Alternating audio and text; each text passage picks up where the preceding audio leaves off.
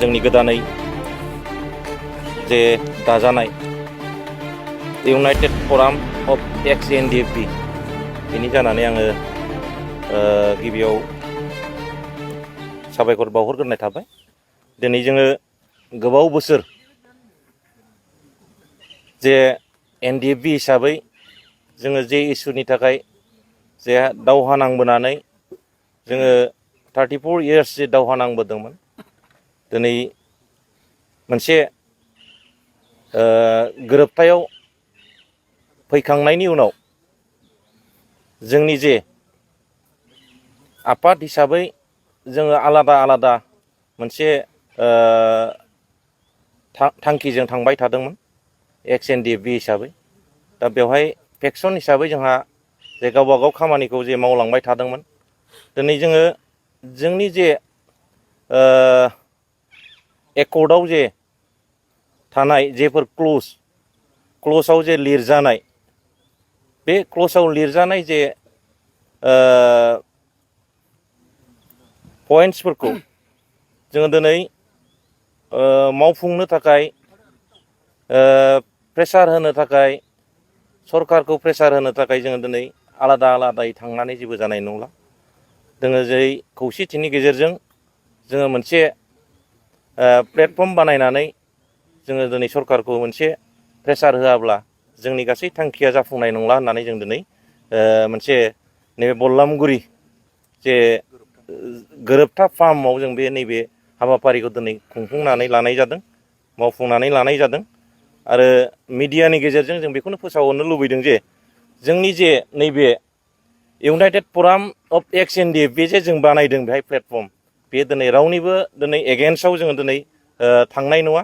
आरो दिनै फुललि जोंनि जे थांखि, जोंनि जे जेंना, एक्स हिसाबै जेरै जोंहा जेंना दङ, बे जेंनाखौ जे सुस्रांनो बा फोजोबनो थाखाय जोङो दिनै इउनाइटेड जानानै सरकारनाव जों दाबि खालामगोन आरो सरकारखौ बुंगोन। बे हाबाफारिखौ लानानै जोङो दिनै थांखिजों दाफुंनाय जादों।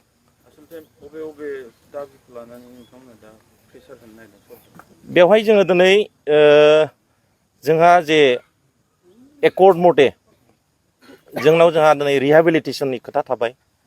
दिनै बेखौ प्रपारलि जों मोनफुंनो हायाखै। आरो मोनसेया जाहैबाय जोंहा केसनि खोथा थाबाय।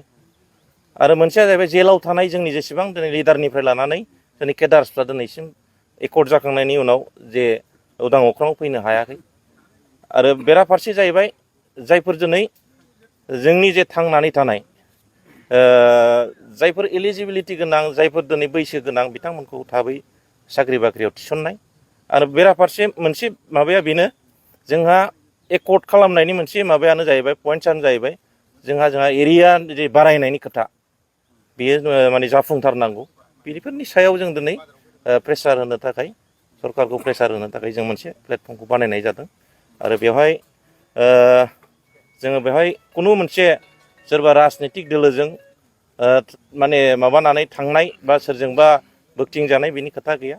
जों फुललि मोनसे जोङो मा होनो बे मोनसे प्लेटफर्मा जोंनि थाखाय माने समग्र जोंनि बे संकसनिफ्राय जे सदिया जेसेबां जोंनि एक्सफोर माबा दं, समस्या दं, बेफोरखौ जों दिनै माने बेफोरनि जे जेंनाफोर दं बेखौ जों खामानि मावनो थाखाय दिनैनि प्लेटफर्मखौ बानायनाय जादों।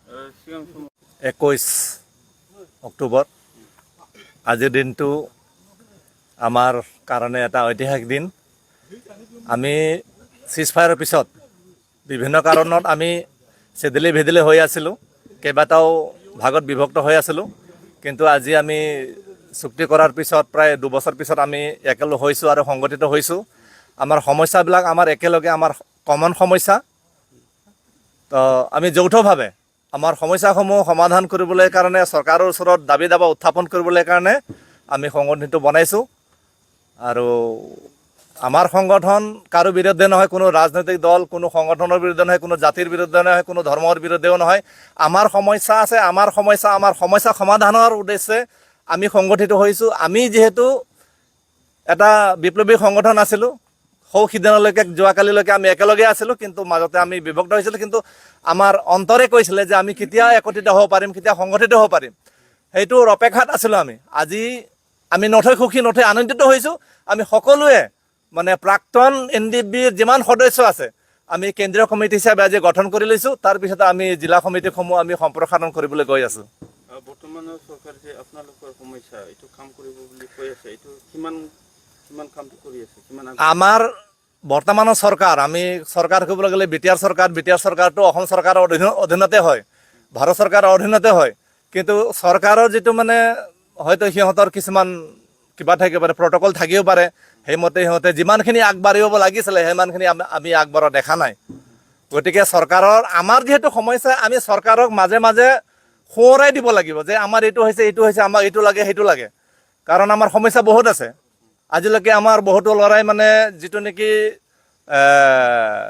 পাবলগীয়া এছ গ্ৰেচিয়া হওক বা মাৰ্টিয়াছবিলাকৰ যিটো নেকি শ্বহীদ পৰিয়ালবিলাকৰ যিটো 5 লাখকৈ দিয়াৰ কথা আছিলে সেইবিলাক হয়তো 2-4জনে পাইছে বাকী তেনেকুৱা ধৰণৰ পোৱা নাই তেনে সমস্যা বহুত আছে আৰু আমাৰ চাকৰি বাকৰিৰ কথা আছে আমাৰ চুক্তিতে আছে যে মানে পাৰামিলিটাৰী ফ'ৰ্চ ৰেলৱে বেটেলিয়ন এইবিলাকৰ যিবিলাকৰ উপযুক্ত বয়স আছে এডুকেশ্যন কোৱালিফিকেশ্যন আছে সেইখিনিক ইচ্ছা কৰিলে চৰকাৰে নিযুক্তি দিব পাৰে কিন্তু সেইবিলাক কাম আজিলৈকে আমাৰ হোৱা নাই এনে নাম কি আছে কিবা ডেমো অলপ হেৰি কৰি থৈছে কিন্তু নিযুক্তিটো আজিলৈকে আমাৰ কোনো ল'ৰাই পোৱা নাই তো সেইবিলাক আমাৰ সমস্যা আছে তো সেইকাৰণে আমি আজি সংগঠিত হৈছোঁ আৰু আগলৈ আমাৰ যিটো সংগ্ৰাম আমি সংগ্ৰাম বুলিয়ে ক'ব লাগিব আমি শান্তিপূৰ্ণভাৱে গণতান্ত্ৰিক শান্তিপূৰ্ণভাৱে প্ৰয়োজন সাপেক্ষে আমাৰ সমস্যা আমাৰ দাবী দাবা আমি উত্থাপন কৰিবলৈ কাৰণে আমি আগুৱাই যাম আপোনালোকৰ সংগঠনৰ নাম কি দিছে আমাৰ সংগঠনটোৰ নাম হ'ল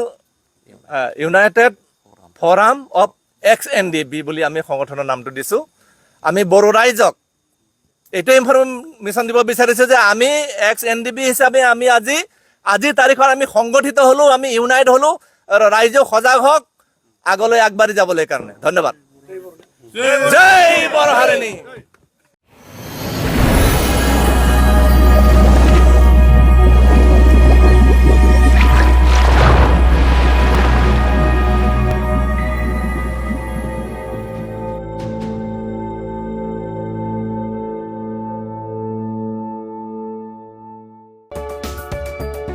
नोंथाङा गोबां रां आर्जिनो गोसो जादों नामा? जुदि गोसो जादों अब्ला नोंथांनि थाखाय मोजां खौरां। New India technologies master franchise all Assam ATM service Hitachi ATM and Tata Indicash ATM फसंनानै नोंथाङाबो गोबां रां बुथुमनो हागोन। लाइमोनफोरनिफ्राय जागायनानै बैसो जानाय गासिबो बैसोनि सुबुंफोरानो बे फालांगिजों गोरलैनो रां आर्जिनो हागोन। नोंथांनि गामियावबो बे एटिएम मेसिनखौ फसंनानै नोंथाङाबो मुलाम्फा मोननो हागोन। बांसिनै मिन्थिनो थाखाय 7002005072 एबा 9401230135 जानबुं अनजिमायाव दिनैनो सुलाद ला।